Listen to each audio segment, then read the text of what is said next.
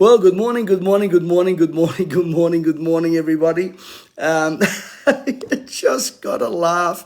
No, you really have to laugh. I mean, honestly, Australian politics, it's got to be the best comedy show in the world right now. Has to be. Unbelievable. Dictator, crooked as a dog's back leg. Dictator Dan admits or accepts the the corruption that I back over in Victoria or whatever they're called down there, God knows what they're called, their recommendations. And Albanese says that he and Dan were part of doing the reform. I got news for you. What planet, what drugs are you guys both smoking? Seriously, you are on an overdose of lies, deception, denial, and deceit. Dictator Dan, let me tell you, the red shirts deal, that was your people. Dictator Dan, the corruption and the stacking, that was your people, under your watch. Dictator Dan, you are the most crooked, lying, deceitful. You've got more spin than an Australian spin bowler. You're a basic liar. What you need to do if you're a real leader, you say you accept the findings. They found you, you moron. They found you. They found you corrupt. And as a leader, you know what you should do? Resign. Now, here's a sad part. Here is a sad part. People of Victoria, sadly, in my opinion, don't really have much to vote on. Have you seen that dribble that they call the leader of the Liberal Party in Victoria? Instead of being different in things such as climate change, this Wally Waldorf is worse, thinking that if he appeals to the left, everyone's going to vote him in. What a mess Victoria is in. No wonder they vote for nutcases out there in Victoria. No reflection on the good people of Victoria, I might say. But sadly, what's happening down there is total and complete corruption. And here's what's the saddest part. Still the silence of the church. I know I've got a lot of friends down there. I know I really annoy them when I say that. But I thought that was the righteousness that exalts a nation. This guy, Dan Andrews, accepts the findings and does nothing. Basically what he's saying is guilty, but not me. Oh, that's right. I forgot. Sorry, we got to feel sorry for Dan, right? Because Dan, poor guy, he suffers from memory loss. Maybe it's because he fell down the stairs. Must have been some long stairs, Dan. I believe he fell down the stairs as much as I believe he can't remember who signed the checks and who gave the order to oversee the most deaths of Victoria. I don't believe a word of it. But I'll leave that alone. You guys can make up your own mind. But Dictator Dan thinks the people of Australia and the people of Victoria are dumb. And then Albanese, who apparently he's going to be visiting Australia soon, him and Penny Wong, he then says that, we were there, Eradicate. I put up a post there from one of the newspaper articles that came out today. Let me just say, Albanese is as much deceit as Dan is. Matter of fact, quite frankly, the whole Labor Party is. They thrive on deception. They live in lies. I think it's from that movie Elf, where he says, you sit on a throne of lies, basically the truth. But on another subject, the woke Prince of Bel-Air, Harry, I don't even want to call him a prince because there's nothing princely about him, goes over to the United Nations. This man that lives in a $9 million mansion, this overindulged little parasite who years ago ran around with SWAT stickers on his shirt, drunken, has the audacity to make comment on the Roe versus Wade issue in the United States of America. I suggest you make comment on your Uncle Andrew.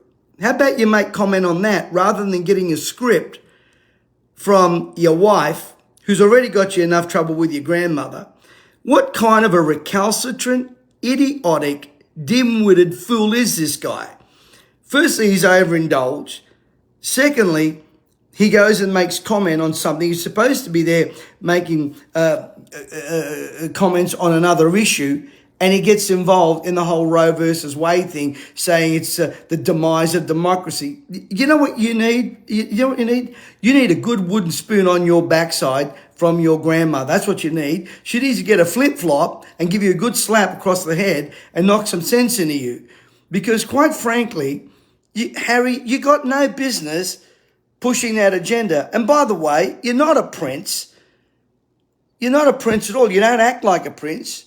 You don't talk like a prince. You don't live like a prince. What about you make some comment on Uncle Andrew? We'd all like to see your opinion of Uncle Andrew. Let Megan hand you a script on that.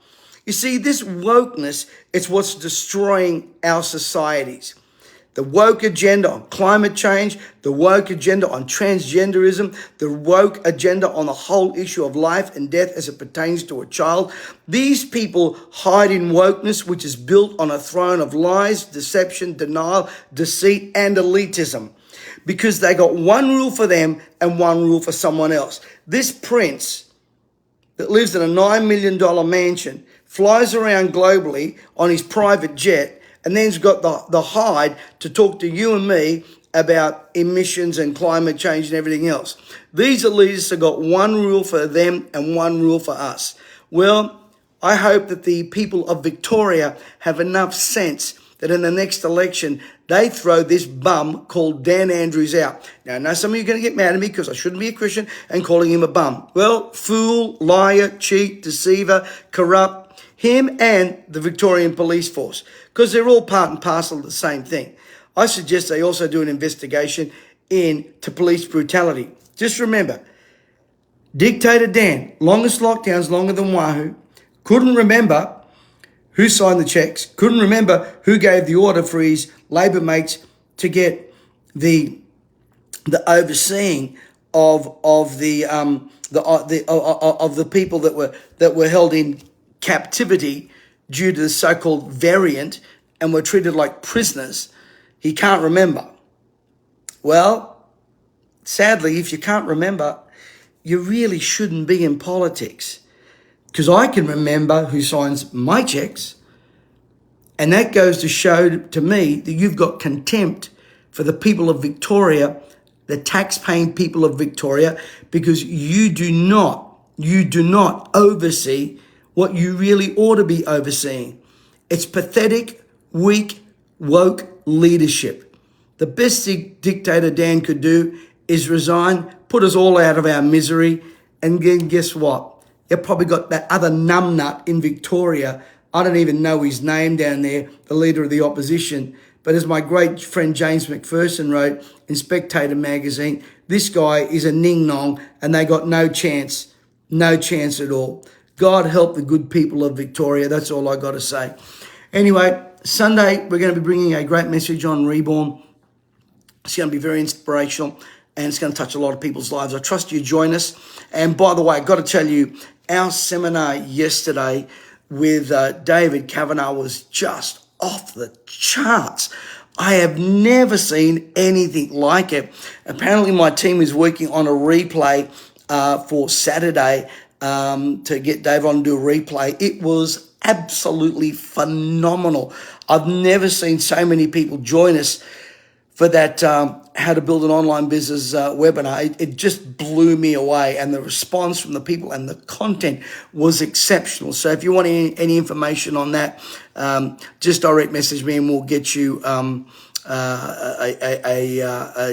seat, if you like, on our replay. Anyway, Victoria, God help you. And best we can do is get on our knees and pray for a change. God bless you all.